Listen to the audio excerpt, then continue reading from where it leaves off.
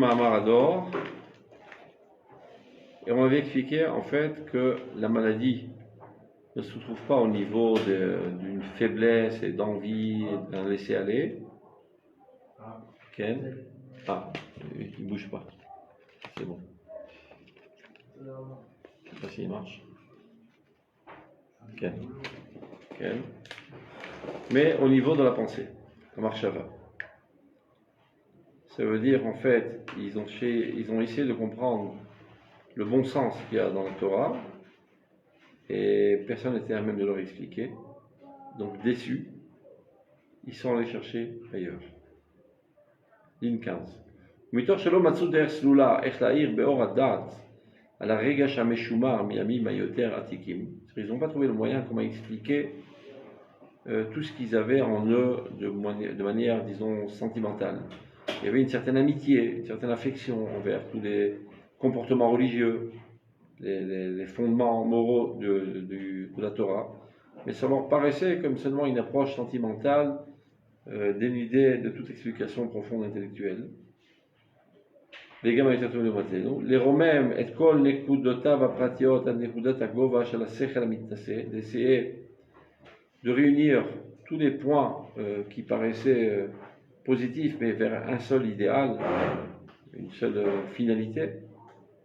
החופש וחוקר נתיבות עולם, החפץ עשו לו את אורחו במדע החיים העומדת למעלה אפילו מכל הרומות המטאפיזית, על כן פנה לו אל הזלזול והשלילה. Ils ont essayé de comprendre en profondeur.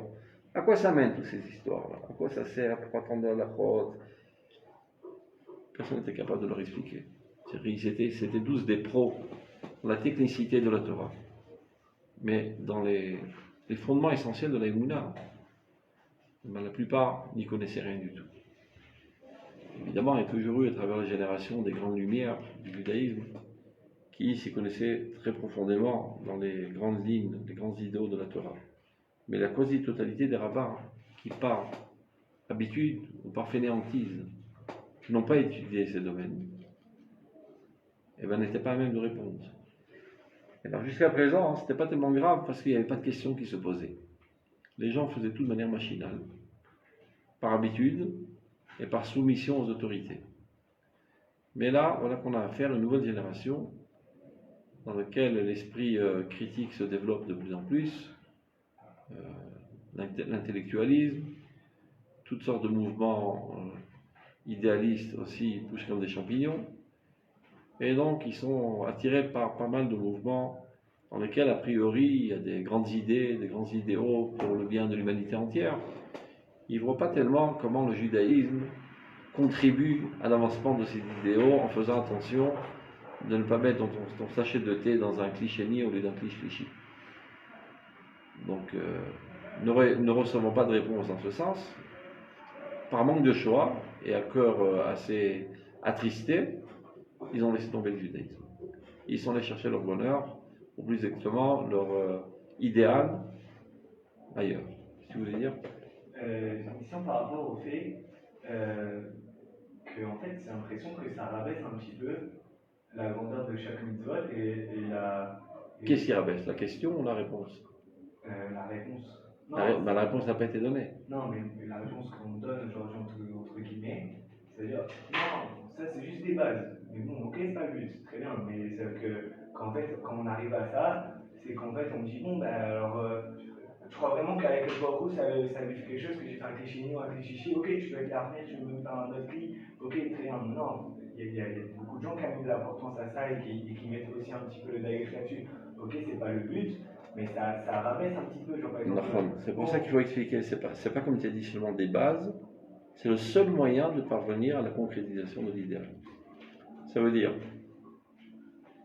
il y a une fusée qui vole dans la stratosphère et qui arrive, je sais pas, sur Mars, disons. Bon, ça c'est grandiose et c'est enthousiasmant, etc. Mais cette fusée n'arrivera jamais s'il y a un petit filament qui est coupé. Un petit filament de rien du tout, c'est pas tellement important. L'essentiel, c'est le rayon.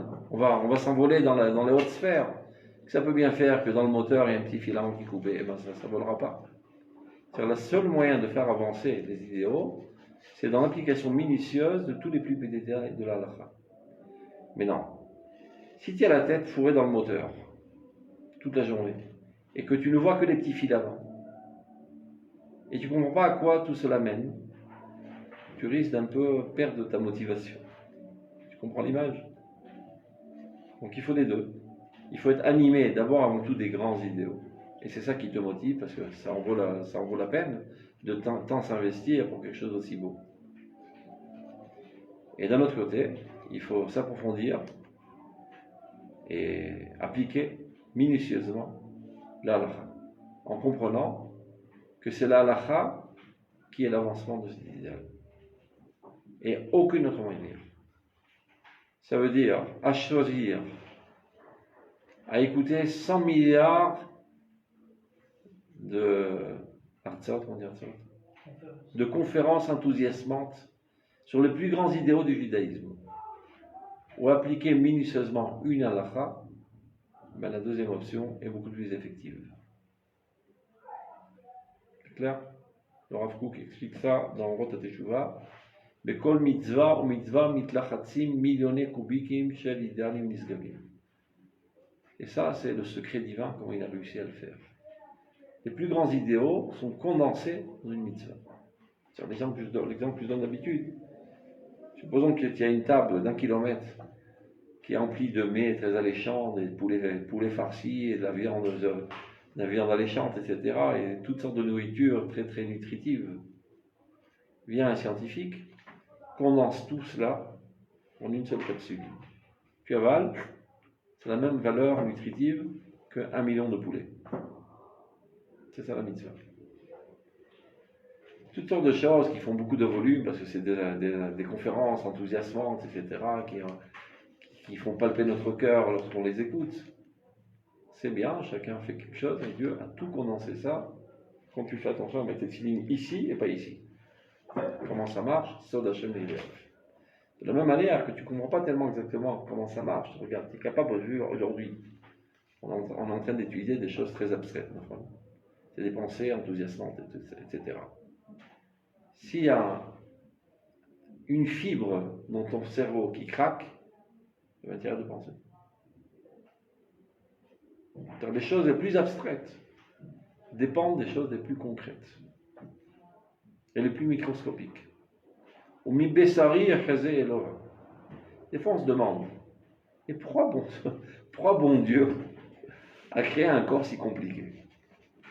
Il n'aurait pas pu faire, je sais pas, un bout de bois comme ça, c'est tout, avec rien à l'intérieur. Aujourd'hui, il dit, mais non, c'est pas possible, alors comment tu aurais vu, comment tu aurais senti, comment tu aurais digéré? De la même manière qu'il t'a fait de cette manière, il peut le faire d'une autre manière. Et c'est pas par hasard qu'il a fait tout ça. C'est pour que lorsque tu te mets à observer le fonctionnement de ton corps, de là tu en arrives à faire une extrapolation de ce qui se passe dans le monde Elion, le monde suprême. Car le corps n'est que la projection du monde suprême.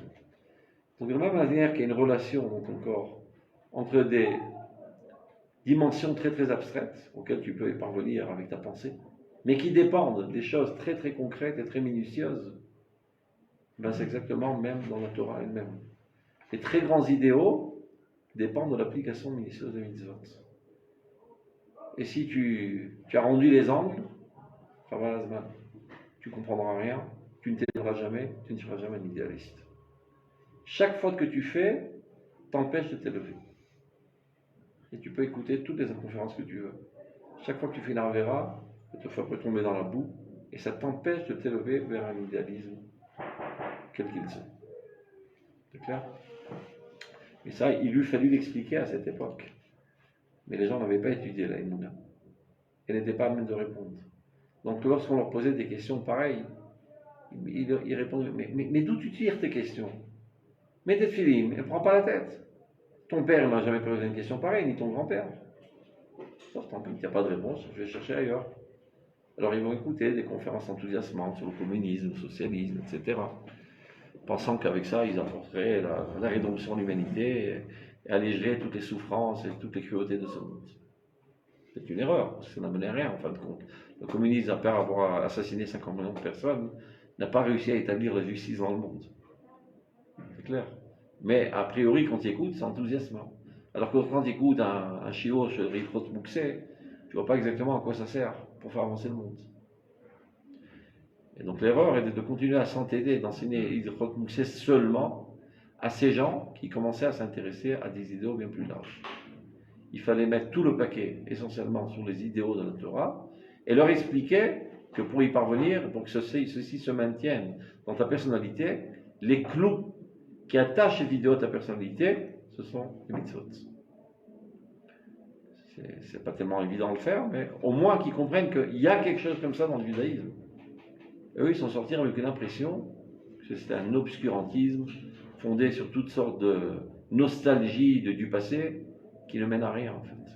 Ça nous a tenus comme ça en haleine pendant l'exil pour réunir nos juifs, mais en fait ça ne mène à rien. C'est inventé de toutes pièces et ça ne mène à rien. C'est pas ça qui va faire avancer le monde. C'est-à-dire ? Vous avez une question ? Non.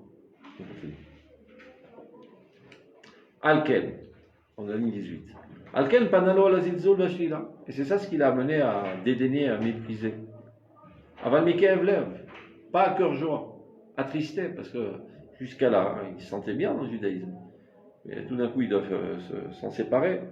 Donc, en pleurant d'un œil, en riant d'un autre, ils ont quitté la Torah. Et tout d'un coup, ils se retrouvent sans aucun sens à la vie.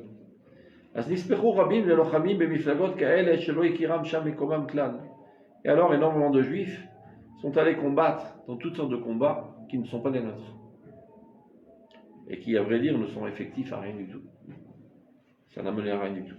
Au Mosrim et Tchelam les Arim, ils ont donné leur vie et leur force à des étrangers qui, de plus, finalement, n'ont pas été reconnaissants envers eux. Par exemple, il y a pas mal de juifs qui ont fait la guerre pour la gloire de la France et qui sont tombés sur le champ de bataille et qui sont enterrés aujourd'hui dans les cimetières militaires de France. Et après quelques années, la police française a remis les juifs à la Gestapo. Donc ils ont donné leur force pour les étrangers qui étaient en fait nos ennemis, qui nous faisaient des beaux sourires parce qu'ils avaient besoin de chair à canon. Et à la première occasion, ils nous ont vendus comme des traîtres. Dit le Rav, alors au lieu de nous énerver contre ces jeunesses emplies de forces vives, Nerachem alele aoumlalim. Ayons pitié de ces pauvres malheureux. Banenu vachenu, nos enfants, nos frères. Atov'im beyam zoef shel tsarot ruchaniyot, qui coulent, qui se noient dans énormément de souffrances spirituelles. C'est-à-dire le fait qu'ils ont abandonné la Torah, c'est pas à cœur joie, c'est parce qu'ils sont tourmentés de l'intérieur. Ils n'arrivent pas à exprimer leur idéalisme qui est inné dans le peuple d'Israël à travers cette religiosité sèche. Shen kashot yoter mikol choli ou matve. Ces maladies d'âme, ces tourments d'âme sont bien plus douloureux que toute autre maladie corporelle. Donc, quelle est ce que propose le Rav? Noshit lahem dvarim tovim. Proposons-leur des bonnes choses. Dvarim nichumim, des choses qui vont les consoler. Meleim sechel, mefikim sheket ve'ometz. Donc quand on dit le Rav, les consoler, il ne dit pas de les caresser, leur faire la bise et raconter des histoires de grand-mère. Meleim sechel. Alimentons-les d'idéal empli d'intellectualisme, dans la profondeur la plus grande de la Torah. Et nous ne disions pas que, ils sont tellement écartés de la Torah, donc ils ne sont pas capables de comprendre des choses profondes. Ça n'a aucun rapport. Ils sont capables de comprendre. Ça ne veut pas dire que pour autant ils vont y adhérer tout de suite, mais intellectuellement parlant, ils en ont le potentiel, la capacité. Donc une fois qu'ils verront que dans la Torah, il y a des très grands idéaux, ils changeront d'idée. Jusqu'à là, ils pensaient que la Torah c'était quelque chose de totalement obscur.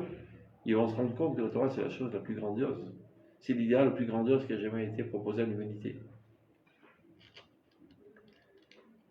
Mais les imsechel, mefikim sheket ve'omet, et qui sont capables de donner à l'homme une paisibilité et un courage. À l'aider, auto akoach atzmo, shetiltel auto le toch matzavo anirash ve'arus. Maintenant, comment procéder? Et bien, on va se servir exactement des mêmes outils qui les a amenés à leur perdition. Et il explique. מהו הכוח הפועל את כל השינויים הנמרצים בקרבו שבגללם אנחנו כל כך סובלים אם לא הספרות? Qu'est-ce qui a détourné nos enfants de la religion? La littérature. Ils ont commencé à lire, à ouvrir les horizons, comme on dit. Et ils ont adhéré à toutes sortes d'idéalismes par conviction. Et bien c'est vraiment, exactement, du même outil. Nous devons mettre sur pied une littérature à la hauteur du potentiel de notre génération. Quand on leur parle de littérature, ils ne parlent pas d'une littérature religieuse, c'est-à-dire écrire un pirouche sur Rashi ou un pirouche sur le Rajba. Littérature mamash, qui peut être même une littérature de roman, peu importe. Mais dont le contenu essentiel est un contenu moral, un contenu idéaliste, qui provient des fondements de la moula du peuple d'Israël. Et comme c'est leur manière d'aborder les sujets par la littérature, ben c'est notre seul moyen de les attraper. Bon, donc évidemment, à l'époque du Rav Kook, c'était la littérature. Depuis, dès lors, ça a progressé dans d'autres domaines, et le cinéma, le théâtre, et tous les médias. Il faut se servir, dit le Rav Kook, de tout le modernisme, tous les nouveaux instruments que le modernisme nous offre pour faire véhiculer les pensées les plus profondes de la Torah. Évidemment, dans leur langage. Tu ne vas pas dire Amar Rabbi Hanina, Rabbi Hazar, ça ne leur parle pas, c'est pareil. Il faut parler leur langage. Ici, ils ont l'habitude que dans leur livre, il y a un héros qui est captivant, etc. Ben, tu feras toi aussi un héros pareil. Mais cet héros, au lieu de penser comment dévaliser les banques, c'est un héros qui pense comment faire le bien et comment contenir toutes ces pulsions négatives et qui est en lui-même en tourment intérieur entre le bien et le mal.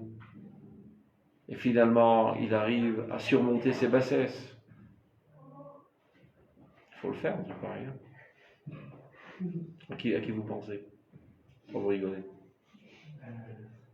Il y a un livre pareil? Je n'en connais pas. Il faut le mettre, il faut le faire. Il y a quelqu'un qui a un don littéraire là? Pas encore. Tu es en route? Non. Parce que celui qui l'a, il est obligé de le faire. Sans quoi c'est une crapule. Celui qui a une tendance littéraire est obligé d'écrire aujourd'hui. Il faut le saouler jusqu'à qu'il écrive. Mais pour commencer à écrire, il faut qu'il ait quelque chose dans le ventre. Et pas n'importe quoi dans le ventre, parce qu'il y a aussi des excréments dans le ventre, qu'il vaut mieux laisser là-bas et pas les mettre sur le papier. Mais c'est un don, la littérature, comme tout art. Donc ce bonhomme est obligé de devenir un géant de la Torah, d'abord, et après commencer à gratter le papier, comme on dit. Mais quand il va commencer à écrire, il ne va pas écrire un résumé du Kuzari ou de Oroth, pas du tout. Il va inventer un roman qui va faire véhiculer les pensées d'Oroth et du Kuzari et du Maharal de manière agavite, je ne sais pas comment on dit ça en français, par la porte de derrière. Comment tu dis? Non, derrière Hagav, de manière détournée. Quand tu fais véhiculer une pensée de manière détournée, elle pénètre beaucoup plus ton auditorium. Tu as un exemple. Si tu dis par exemple, ce soir il y a un cours pour les femmes, on va parler de la tsniout. Elles vont tous débarquer déjà avec leurs griffes dehors. Il va nous prendre la tête, mettre les jupes jusqu'à là, et les bas, les trucs. Et il se prépare déjà à bombarder le rabbin. Non, ce soir on va faire un shiur sur le chesed. Ah, ça parle à toutes les femmes du monde. Ils ont une tendance sur le chesed, les femmes. Et en donnant ton shiur sur le chesed, tu racontes une histoire dans laquelle il y a énormément de chesed. Et entre les lignes, ça et là, tu montres comment cette femme emplie de chesed, elle a fait très attention à la tsniout dans certaines situations, on aurait pu arrondir les angles, etc. C'est-à-dire, sans s'en rendre compte, tu fais passer des thèmes de tsniout sans qu'ils se rendent compte. Alors il n'y a pas les griffes, il n'y a pas le bouclier, et tout est avalé. C'est une technique qui marche. Le Rav Souda faisait ça énormément. Une fois, je me suis demandé, pourquoi il raconte tellement d'histoires, ce Rav? Dans le Rav Kook, il n'y a pas d'histoire. C'est du sechel à l'état brut, enveloppé d'un style poétique. C'est des mathématiques, le Rav Kook. C'est clair et net. Tout est clair, tout est mathématique, tout est rationnel, mais enveloppé dans un style, on va dire, enthousiasmant, poétique. Quand Rav Souda il enseignait, quand tu lis les sikhot de Rav Souda, je sais pas, peut-être plus que 50% c'est des histoires. Alors une fois je me suis demandé, mais comment ça se fait qu'il a changé de cap, il a pas enseigné comme son père. Alors j'ai demandé une fois à un David Racham qui l'a écouté, il m'a dit qu'il est vivre derrière Hagavit. C'était ça sa stratégie. Donner un chiot sur Eretz Israël. Mais disons qu'il a remarqué que parmi ses élèves, il y a un certain affaiblissement au niveau de la tfila, par exemple. En plein chiot, il raconte une histoire, qui parle d'Eretz Israël, évidemment, mais qui touche aussi le sujet de la tfila, avec un enthousiasme extraordinaire de l'importance de la tfila, etc. Par la porte de derrière, tu feras entrer dans l'âme de tes élèves un élément sans aucune agressivité de part, ou une protection. Parce que de manière générale, les gens, ils n'aiment pas tellement qu'on leur fasse des réprimandes. Donc ils sont sur leur garde, ils tirent leurs griffes, etc. Je raconte une histoire.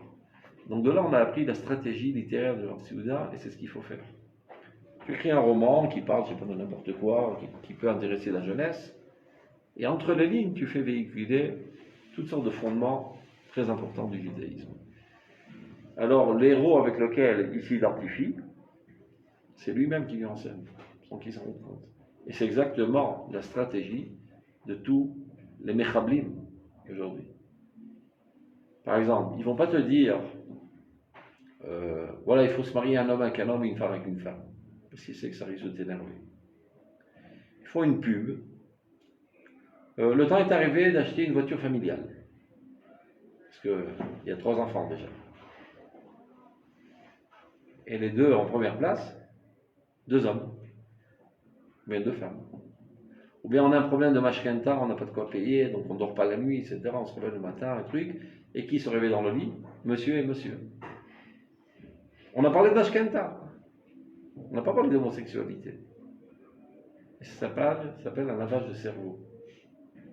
Eux, ils ont compris l'astuce, ils font ça nuit et jour.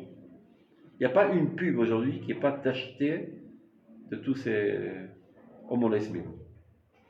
Oui, il y a trop de noirs. Hein? Oui, il y a des noirs. Il y a des noirs. Ouais, pour genre faire genre. Voilà, tout le monde. Etc., etc. Donc ils ont compris l'astuce. Donc nous, on doit faire exactement la même astuce. C'est exactement ce qu'il dit le Rav Kook. Je ne suis pas en train d'inventer. Il a dit, la même épée qui a tué nos enfants, on s'en servira pour sauver nos enfants. La littérature. Alors, à l'époque, c'était la littérature. Aujourd'hui, ce sont tous les médias. Tous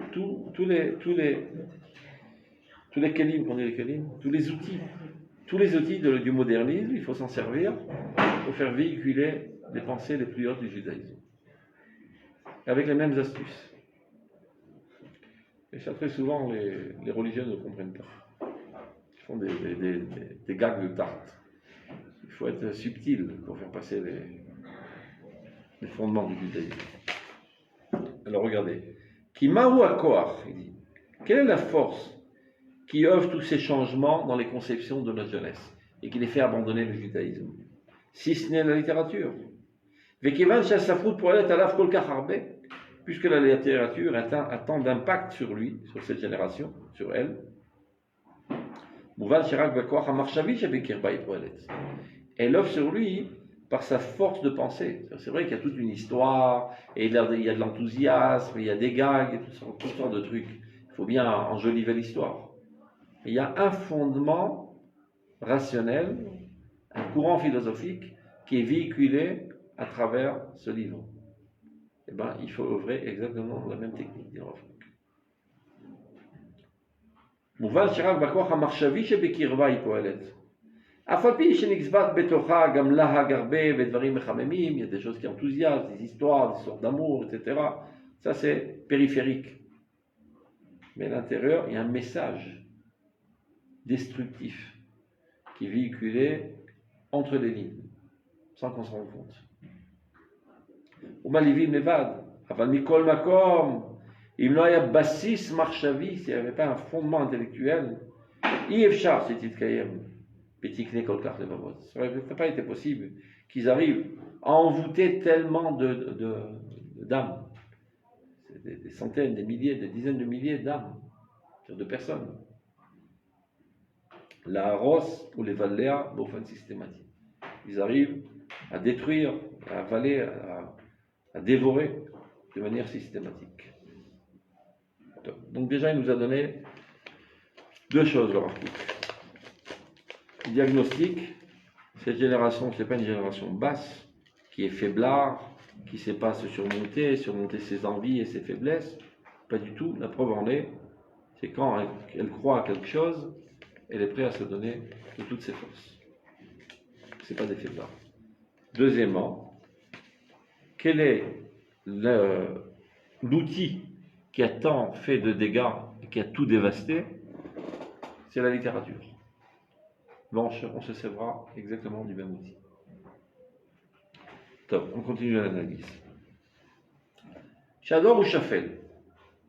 C'est-à-dire quand on a affaire à une génération qui est basse, du point de vue moral. Chez Moussaro Atzmi ou Nishrat, lorsqu'il est totalement corrompu du point de vue moral. Chez Moussagat Tzedek Vayosher Ativi, Enam et Futachim Bokaroui. Lorsque les concepts de la justice et de la droiture naturelle ne sont pas assez développés en lui. Enam Marshava pour l'Etalaf. Alors la pensée n'a pas tellement d'impact sur lui. C'est-à-dire quelqu'un qui est totalement pourri jusqu'à l'os, qui s'adonne totalement à la prostitution et à la débauche, les belles pensées n'ont pas d'impact sur lui. Presque pas. Alors le seul moyen, c'est de lui casser la tête. Il est tellement embourbé, il a tellement développé des addictions, tellement qu'il est tellement drogué. C'est pas parce que tu vas lui faire un beau discours enthousiasmant qu'il va laisser tomber sa carte. Il a besoin de consommer. Ben, il y a toutes sortes de karmes. Il y a des drogues, il y a de la pornographie, toutes sortes de choses qui sont des addictions. Les gens dans une telle situation, la pensée n'a pas tellement d'influence sur eux. Donc si on avait affaire à une telle génération, même la situation aurait été presque perdue. Mais ce n'est pas la situation des enfants. כשהדור הוא שפל, כשמוסרו העצמי הוא נשחט, כשמושגי הצדק והיושר הטבעי אינם מפותחים בו כראוי, אין המחשבה פועלת עליו, לא לטובה ולא לרע, ni en bien ni en mal. או פועלת פעולה חלושה, ou du moins elle a une action très minimale. אבל כיוון שהוא מתעלה, mais lorsqu'on a affaire à une génération qui s'élève, כיוון שהוא מרגיש בקרבו אצילות ועדינות, on a affaire à une génération qui ressent en elle une noblesse, une délicatesse, Netia Chazaka Laskil, une grande tendance à s'instruire, à comprendre, l'étive, à faire du bien. Vakara Plimit Barbe Netivot Vedrachim Shelorchot Chaim, et une intuition, si ce n'est une compréhension, une intuition du bien. Il ressent de manière intuitive où le bien se trouve. Afapi Shanam Mourim ou Shukralim, évidemment, comme c'est fondé que sur l'intuition, pas sur l'étude systématique, alors c'est pas tout à fait au point. Une telle génération est assoiffée de pensée, est assoiffée de logique. On ne peut pas les mener comme des bœufs avec toutes sortes de sismaot, nevuvot, on dit ça, des slogans vides de sens. Faites les mitzvot et vous aurez votre olam haba et tout s'arrangera, et vous aurez le bonheur avec vos enfants et votre femme, vous serez riche, vous n'aurez pas de maladie, vous recevrez la bénédiction du baba salé avec une bouteille d'alcool. Raconter ça à ma grand-mère. Ça ne parle plus à cette nouvelle génération. Vimze, Gamle Regash Yosher, d'autant plus qu'elle a aussi une sensibilité très développée de la droiture. Elle ne laisse pas passer une. Dès qu'elle voit quelque chose qui n'est pas tout à fait nickel, elle bombarde. Peu importe de qui s'agit-il. Il peut être le président de la République, on le fout en tôle. Il peut être le grand rabbin d'Israël, on le fout en tôle. Il peut être le premier ministre, on le fout en tôle. En shochat. Il y a des gens, des fois, qui disent bah, c'est du chilou lachem, hein, comme ça. On a tout le gouvernement en prison ici. On a un grand rabbin d'Israël. On a un président en prison, on a un premier ministre en prison, on a un ministre en prison. Super, on peut faire un autre État d'Israël en prison. Mais c'est quoi ce Chilul Hashem? C'est du Chilul Hashem, mais c'est aussi un très grand Kiddush Hashem.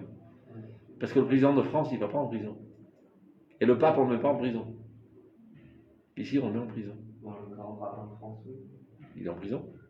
Il n'a pas- Non, mais le pape, on ne le met pas en prison. On dit parce que c'est un sale juif. C'est une manière de se venger. En Israël, on met le président en prison.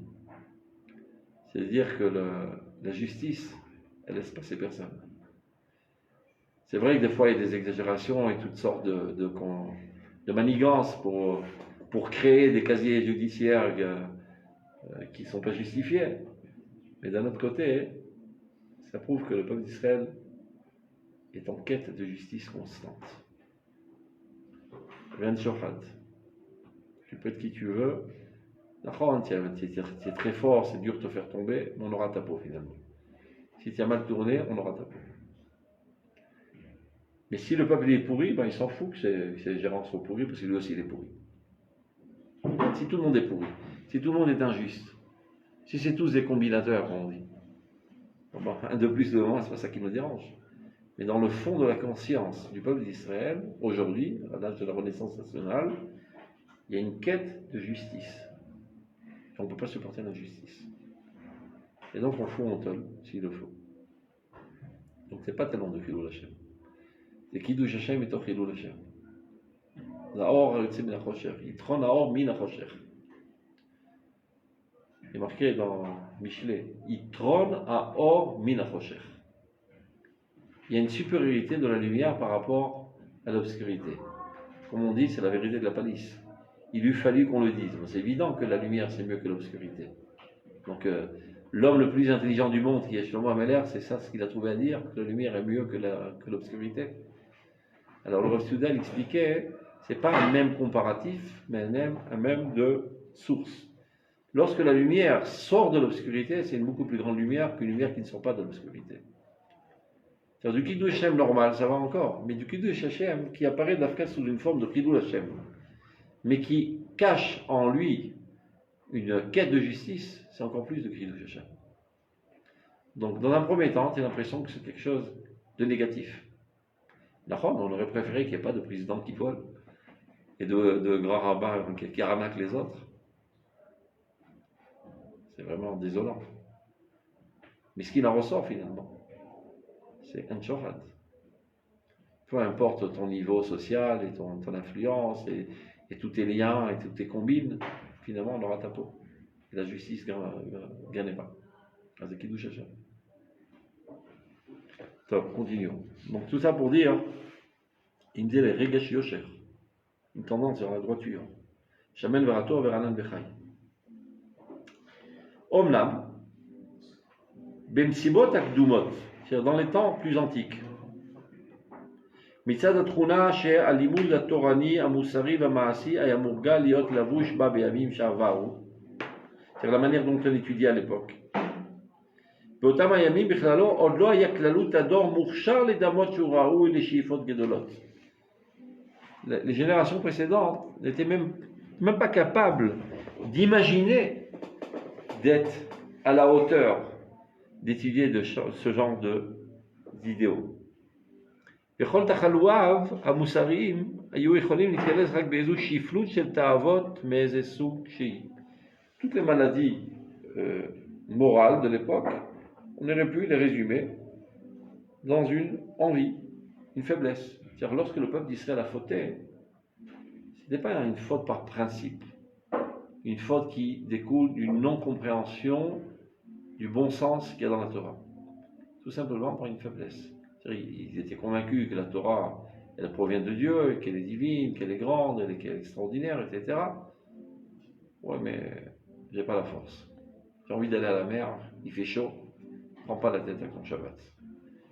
Il y a ma copine, je l'aime bien, j'ai envie de l'embrasser, elle ne me dit pas que c'est interdit, j'ai pas la force, etc. Donc c'était seulement des faiblesses, se laisser aller à ces tentations corporelles sans la capacité de se contrôler. Aujourd'hui, ce n'est pas le cas, dit Rav Kook. Ce n'est pas par faiblesse, c'est par principe. Je n'en ai que faire de ta Torah. Parce qu'il n'y a rien d'intelligent dans ta Torah. C'est totalement idiot. C'est pas la solution pour mener le monde à un bonheur. Donc je laisse tomber ta Torah. Et c'est pas par une faiblesse. Je suis capable de me retenir si je veux. Dans d'autres situations, je me retiens. Un soldat qui pendant 40 jours ni mange, ni boit, ni rien du tout, il rentre par terre, ben, c'est pas la vie, c'est pas la joie, comme on dit. Donc tu vois qu'il est capable de surmonter ses besoins les plus élémentaires pour des idéaux auxquels il croit. C'est pas un faiblard, c'est par principe. Alors pourquoi aujourd'hui il y a moins de gens qui font les choses par révolte? On voit moins par exemple, on avait vu que même les gens qui font pas Shabbat, ils continuent à faire le kiddush le vendredi soir, alors qu'avant, ceux qui faisaient pas Shabbat, justement, ils revoyaient tout. Quand c'est avant, quand c'est aujourd'hui d'abord, explique-moi. Dans ta tête, c'est quand avant, c'est quand aujourd'hui. Que je comprenne ta question. Aujourd'hui, c'est aujourd'hui. Aujourd'hui, c'est aujourd'hui, j'ai compris.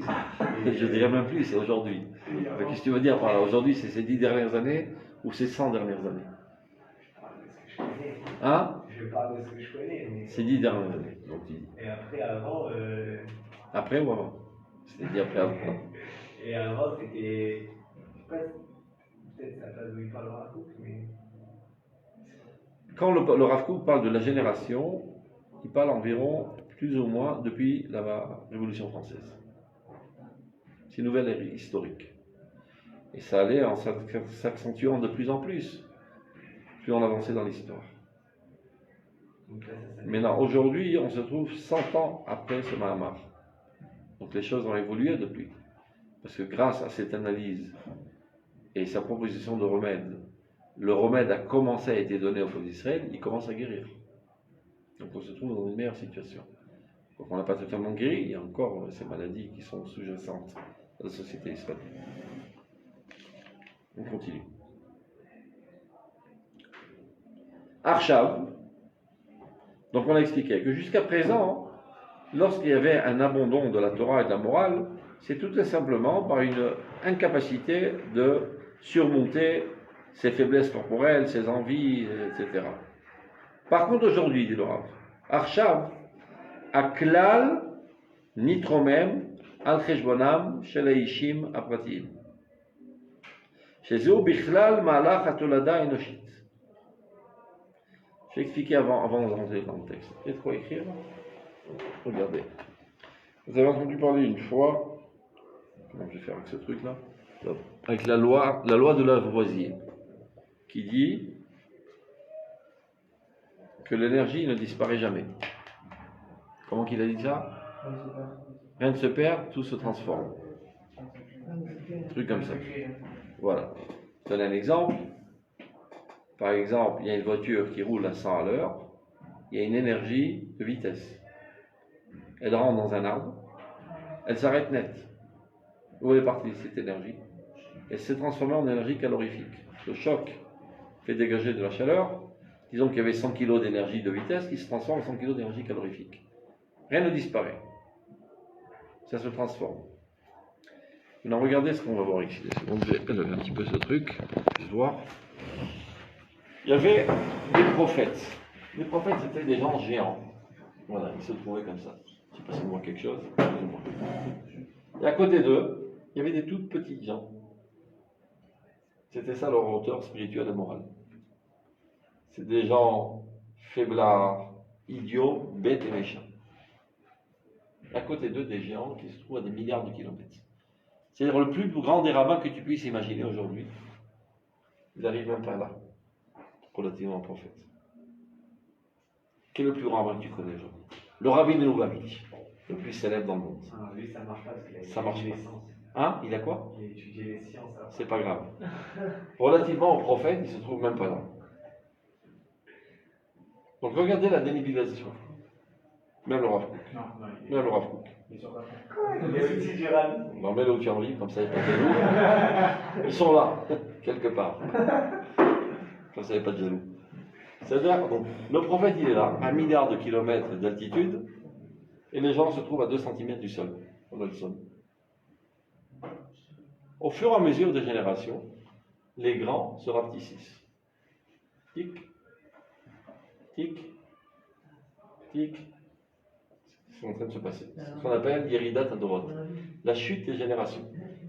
Le plus grand des rabbins, il n'arrive même pas à la boue des chaussures du rabbin de la génération précédente. Donc il y a une chute libre. Où cette énergie a disparu. Les gens ils sont. Le klal grimpe. Ça se propage. Tout ce qui était condensé dans cette personnalité se propage sur le collectif. Qu'est-ce qui est mieux? Un géant et 1 million de nuls, ou 100 millions de moyens?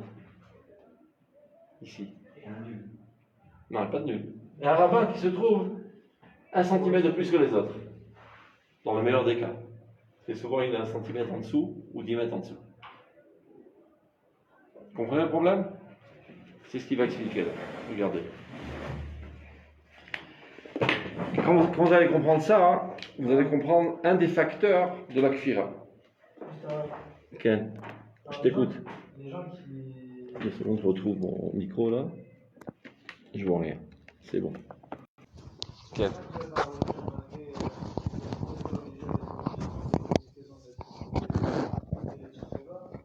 Non, machinalement. Ça, parce que dans toutes les générations, il y a, on va dire, un profil essentiel qui caractérise la génération. Il y a des gens qui sont là par hasard, qui sont dans les marges de la génération. C'est-à-dire, tu peux dire, de manière générale, aujourd'hui, ce qui caractérise la génération, c'est l'intellectualisme, l'esprit critique, etc. Mais il y a des gens encore qui sont naïfs. C'est-à-dire ceux qui restaient religieux, c'était Les naïfs. Ou les très grandes lumières, qui, par compréhension. Et les autres, de manière machinale. C'était mieux de quitter la religion? Non. En aucun cas, il faut quitter la religion. Comme tu me dis, il vaut mieux être lépreux ou avoir la peste. Ni l'un ni l'autre.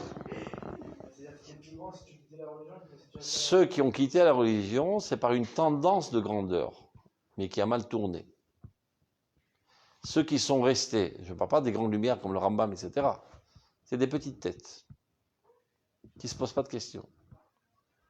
Ou bien qui ont un certain conformisme, ou bien qui a un manque de cran, de casser les barrières. Donc on reste dans le sillon, pas tellement. Ça ne vient pas en aucun cas légitimiser ceux qui ont quitté la religion. C'est-à-dire, il y en a qui se sont posés les mêmes questions, exactement les mêmes questions que se sont posées ces gens-là, et qui sont devenus le Rav Kook. C'est un choix. S'il est capable d'écrire cela, c'est autobiographique. C'est ce que lui-même a ressenti dans sa jeunesse. Mais au lieu de dire, toi, si c'est comme ça, on fait un coup de pied à la Torah, si c'est comme ça, approfondissons et essayons de comprendre la grandeur géante de la Torah. Et après que j'aurai compris, je ne vais pas me satisfaire à moi-même, je vais proposer la solution à l'humanité entière. Mais ça provient d'exactement la même chose. Une remise en question d'un comportement machinal sans trop de compréhension. C'est clair? Si on oublie le terme scientifique, un de CPR, tout se crée, tout se transforme. Okay. Si on oublie ça, est-ce qu'on ne pourrait pas faire le graphique différemment et qu'il y aurait tout le temps... D'abord, on ne peut pas oublier l'existence. Ce n'est pas une invention de Lavoisier. Il ne fait que décrire ce que Dieu a créé. C'est pas une théorie que l'énergie ne disparaît pas. C'est mesurable aujourd'hui. Hein? Dans tous les domaines, c'est pareil. Regarde. Bon, je veux bien rentrer dans ton jeu imaginatif, mais c'est pas existant. Vas-y. C'est un fait. Non, regarde. Pas besoin de poser une question hypothétique. Propose-moi un nom de rabbin, aujourd'hui, qui a la même grandeur que le rabbin il y a 50 ans. Pas il y a 5000 ans. On voit un nom. On ne pourrait pas tous s'élever. C'est-à-dire, si maintenant la Torah, elle est. On pourrait. Je n'ai pas dit que non. Je décris seulement un phénomène. Yeridat Adorot. La Gemara, elle dit. Regarde. La Gemara dit à son époque déjà, c'est-à-dire il y a 2000 ans. Et même Kamalachim, Anachou Kipne Adam. Si eux étaient des anges, ben nous ne sommes que des hommes. Après, il dit, du point de vue de leur capacité intellectuelle, leur tête, elle était ouverte comme le portail d'un château. Et nous, comme il dit, le trou d'une épingle. Après l'autre, il dit, ah, t'es optimiste quand tu dis le trou d'une épingle. Nous, c'est comme quand tu mets le doigt dans le mur et tu essaies d'enfoncer ton doigt, mais rien ne rentre finalement. Mais ça laisse une petite rochem, on dit rochem, une petite trace. C'est ça l'ouverture de notre cervelle relativement à nos problèmes. Maintenant, ça, c'est un décalage de même pas 200 ans. Et c'est comme ça qu'ils se comparent. Aujourd'hui, on se trouve 2000 ans après. Donc, nos capacités intellectuelles, nos forces de courage, tout s'est affaibli dans les dirigeants. Mais ceci vient au profit du collectif, parce que rien ne disparaît. Mais non, pas besoin de faire de théorie ou de spéculation. La moyenne intellectuelle de ta génération, tu es d'accord, que la moyenne intellectuelle de ta génération se trouve 10 fois plus haute que la génération de ta grand-mère. C'est clair? D'où ça a été pris? De ce qui s'est vidé des autorités. Ça, je suis d'accord. Mais c'est pas parce que ça s'est vidé des autorités que ça s'enlève. Et c'est comme de la même manière qu'aujourd'hui. Non, mais ça aussi, c'est un fait. C'est pas une théorie. Oui. C'est-à-dire que tu compares, quel que soit le rabbin que tu connaisses, aujourd'hui, il n'arrive pas à un centième du rabbin d'il y a 100 ans. Ça, je suis d'accord, mais juste. Alors, qu'est-ce que tu n'es pas d'accord alors? Les deux choses, on est d'accord. Alors, de quoi tu n'es plus d'accord? Non. Ce que je voulais dire, c'est que par exemple, ça expliquerait aussi le phénomène de la question de ce qu'il posait avant, c'est qu'en fait, pourquoi avant les gens ils faisaient, ils n'avaient pas besoin. Parce qu'il n'y a pas d'esprit critique. Il n'y a pas d'esprit critique. Et peut-être aussi parce qu'en fait, avant, il y avait le Rambam. Et que quand le Rambam disait quelque chose, c'est le Rambam de la génération. D'accord.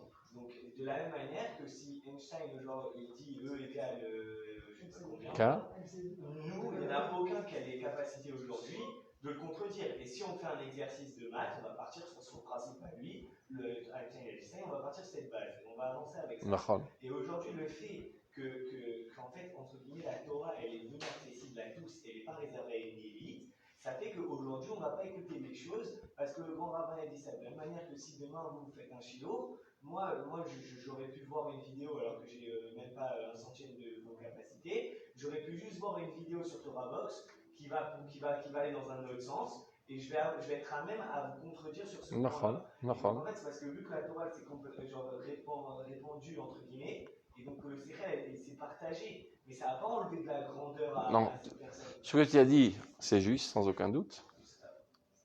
Mais c'est aussi un fait qu'il y a une chute libre des rabbins. Mais non, ce que tu as dit, ce n'est pas seulement au niveau de la Torah, c'est au niveau de toutes les connaissances, de la science, de manière générale. Ça veut dire, comme tu as dit tout à l'heure, le rabbin m'a dit, qui suis-je pour le contredire? Parce que je suis un nul. Aujourd'hui, je ne suis plus un nul. Oui, mais c'est pour ça que tu oses poser une question pertinente et même avec insolence, très souvent, envers un rabbin. Parce que tu dis, tout compte fait, il n'est pas bien plus haut que moi. Parce que quand toi, tu savais ni lire ni écrire, c'est-à-dire ta grand-mère, ben, le seul dans le patelin qui sait lire et écrire, c'est le rabbin. Quand tu pigeais que dalle en mishpat, on dit en mishpat, en justice, tu prenais conseil chez le rabbin. Quand il y a des problèmes avec ta femme, tu vas chez le rabbin. Problème d'éducation, c'est le rabbin. C'est l'homme à tout faire. C'est le seul type qui a de la cervelle dans le coin. Il fallait comprendre. C'était une bande de pectoraux, c'est la vie. Le seul bonhomme qui avait de la cervelle dans la tête, c'était le rabbin. Donc c'était une autorité incontestable. Donc évidemment, tu avais une soumission devant lui. Maintenant, toi tu as fait, comment dire, un master en français? C'est master? Et le rabbin du coin, il n'a même pas son bac. Toi tu es religieux, alors tu le respectes. Mais celui qui n'est pas religieux, il dit, mais pourquoi, bon Dieu, je devrais le respecter, ce mec? Il est plus idiot que moi, pourquoi je vais le respecter? Donc, c'est pas mon autorité. Ben, parce que toi, à tes yeux, la race est importante, mais lui, il se dit, regarde, il n'est pas plus intelligent que moi. Il n'est pas plus moral que moi. Il n'est pas plus idéaliste que moi. Donc, à mes yeux, ce n'est pas une autorité. Et c'est ça qui déclenche la kfira. La chutzpah. C'est clair? C'est exactement ce point-là, où les rabbins chutent et le collectif grimpe. Donc on arrive à un moment où le collectif se trouve en delà de ses rabbins parfois, dans pas mal de domaines de la vie. Avant tous les domaines de la vie, il était plus grand que moi. Mais non, Il connaît plus de pages de Gemara que moi. Et en plus, il est plus Shomer Shabbat que moi, plus Shomer Tzniut que moi. Mais dans d'autres domaines, je le vois d'en haut. Donc, je ne m'abaisse plus devant lui. Donc, sans avoir trop d'orgueil et d'effronterie, je me permets de poser des questions pertinentes à tout ce qui ne me paraît pas logique. Et s'il n'est pas fichu de répondre, ben tant pis, il ne m'a pas convaincu, je laisse tomber. Alors qu'à l'époque, je n'osais même pas poser la question, parce que j'étais un nul. Donc je recevais comme vérité absolue tout ce qu'il disait. Donc ça avait son avantage, évidemment, parce que les gens se comportaient comme il fallait, étaient dans la morale, dans la religiosité, etc. Et de l'autre côté, ça perpétuait la bêtise. C'est-à-dire on faisait les choses de manière machinale. Donc cette destruction catastrophique, qui est la kfira, qui est la chutzpah, mais à longue échéance, sans aucun doute, elle amènera un approfondissement très très grand dans la Torah. Parce que tu ne feras plus les choses de manière machinale, de manière de compris, avec adhésion totale, avec idéalisme. Donc à longue échéance, tu diras que rétroactivement, ça a valu le coup de passer par ces 100 ans de kfira qui nous a amené à une émouna plus grande.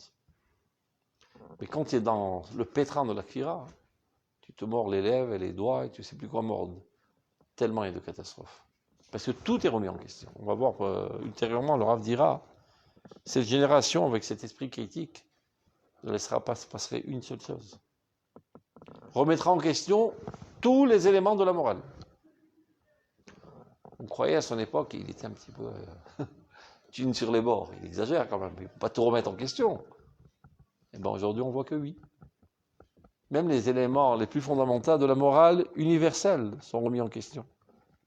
Qui a dit qu'un homme doit se marier qu'une femme? C'est déjà plus à la mode.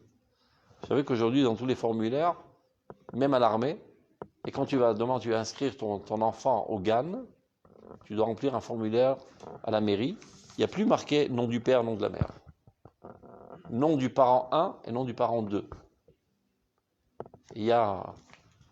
Comment c'est la chanson? Ah, bah, il y a une chanson comme ça dans le GAN.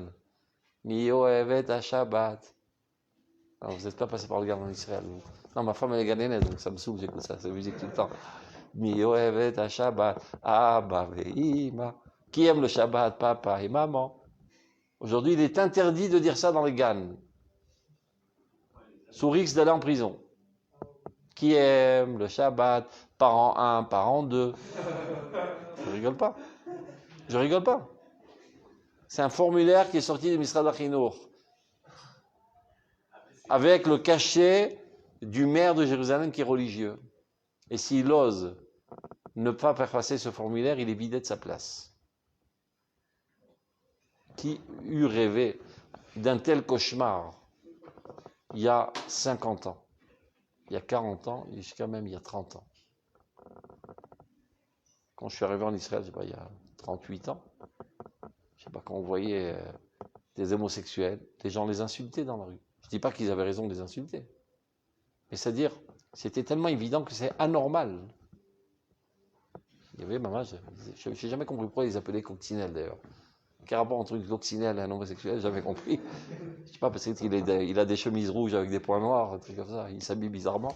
On les appelait coccinelles, mais avec un dégoût et un dédain, un mépris incommensurable. Aujourd'hui, celui qui ose dire que c'est pas tout à fait normal d'être marié homme et homme, on le rentre en tôle. Donc tu dis, mais à quoi ça sert? C'est une catastrophe.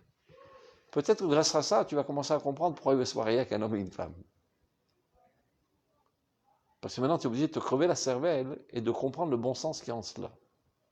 Et pas machinalement, parce que ma mère s'est mariée avec papa, et papa avec maman, donc moi aussi, marié avec papa et maman. Alors que maintenant, tu vas peut-être comprendre, c'est ce qu'il y a de bien, Dafka, pourquoi Dafka, la femelle, est ton complémentaire et pas l'homme. Et sans passer par parce qu'il faut comprendre que tous ces comportements ignobles,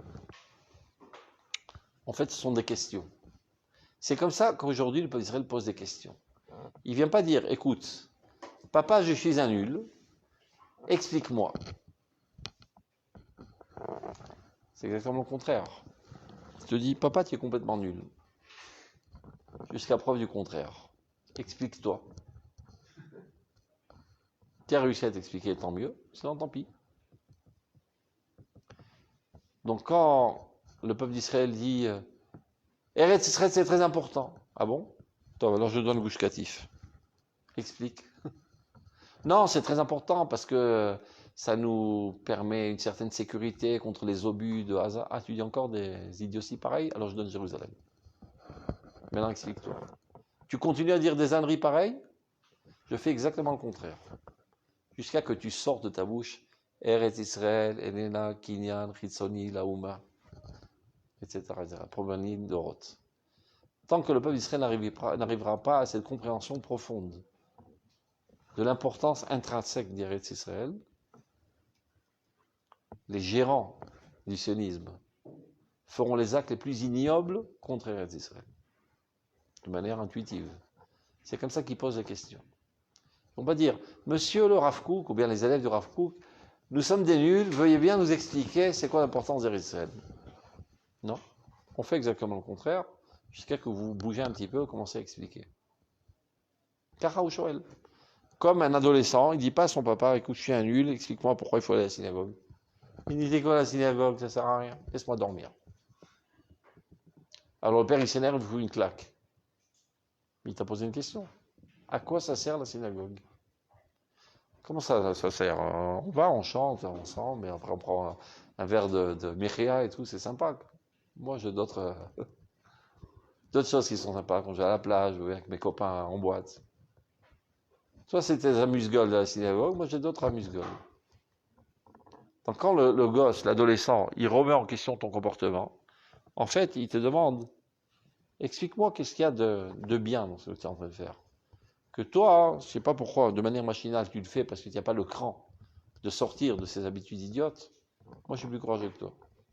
Donc, ou tu m'expliques profondément, ou je laisse tout tomber. Mais il te demande pas ça de cette manière.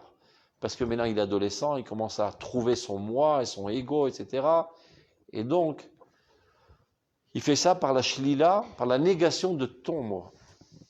Si tu pensais que jusqu'à présent, j'étais une dérivée de ta personnalité, j'étais ta jambe, eh ben non, j'ai une entité individuelle, indépendante. Et donc, si tu m'as convaincu, tant mieux. Sinon, tant pis, va chercher ailleurs. Et pour l'instant, je me comporte comme moi je l'entends. C'est très fort et c'est avec beaucoup de fois d'animosité entre les parents et les enfants, etc. Mais ça passe toujours, tous les enfants passent la crise de l'adolescence. Il y en a plus fort, il y en a moins fort. Alors, le peuple d'Israël aujourd'hui se trouve en crise d'adolescence. Donc les parents avertis, ils savent comment y faire. Et les autres créent la guerre mondiale dans leur maison. Bon, la bombe atomique. Donc il y a des rabbins qui ne comprennent pas ce qui arrive. Ils sont vraiment pris de court, ils ne comprennent pas ce qui arrive. Mais je ne comprends pas. Ces cours, ça fait 50 ans que je les donne, ça roule comme des roulettes, tout d'un coup, personne ne m'écoute, il n'y a plus personne à la synagogue, ils sont tous barrés, et je parle à un mur. Et il n'y a aucun jeune, il n'y a que des vieux qui sont croulants, qui vont bientôt mourir, il n'y a plus de personnes dans le Kehila. Peut-être que tu comprends que le temps est arrivé de faire upgrade, de changer de version. Ni le contenu, ni la forme n'est adéquate à la nouvelle génération. Et le fait qu'il s'en aille, c'est pour te dire qu'en fait, que c'est pas intéressant ce que tu dis, ça ne parle pas. C'était intéressant pour mon père, pour mon grand-père. Change de message, va t'approfondir. Réponds à mes questions pertinentes. C'est clair? On verra tout ça dans la suite. Comme tout.